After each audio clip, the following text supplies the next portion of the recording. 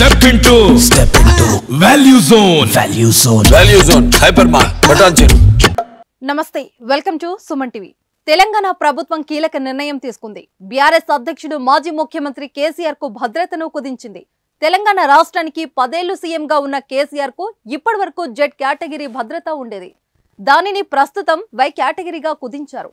దీంతో మాజీ ముఖ్యమంత్రి కేసీఆర్ కు 4+4 గన్మెన్లతో పాటు ఎస్కార్ట్ వాహనం అందుబాటులో ఉండనుంది.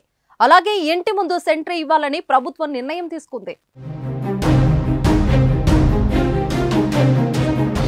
సీఎంగా ఉన్న సమయంలో కేసీఆర్ కు జెడ్+ సెక్యూరిటీ కింద 24 గంటలు భద్రత ఉండేది. కనీసం 36 మంది భద్రతా సిబ్బంది షిఫ్టుల వారీగా సెక్యూరిటీగా ఉండేవారు.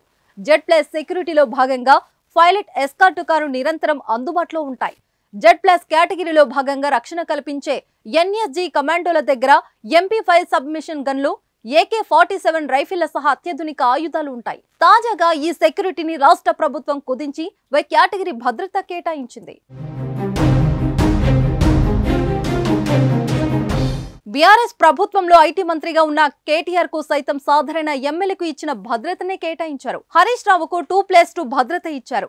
డిసెంబర్ 14 వరకు మాజీ మంత్రులకు 2+2 భద్రత ఉండగా ఆ రోజు సాయంత్రం నుంచి వారి భద్రతను తొలగించారు. గెలిచిన ఎమ్మెల్యేకు యథావిధిగా భద్రత కొనసాగనుంది.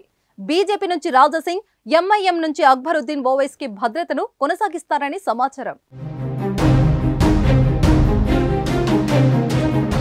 ఇటీవల రాష్ట్ర పరిధిలోని అన్ని కార్పొరేషన్ చైర్మన్ల పోస్టులను రద్దు చేస్తూ సంచలన నిర్ణయం తీసుకున్న విషయం మనకు తెలిసిందే. అయితే తాజాగా కార్పొరేషన్ చైర్మన్లకు గన్మెన్లను కూడా తొలగిస్తూ కాంగ్రెస్ సర్కారు ఉత్తర్వులు జారీ చేసింది.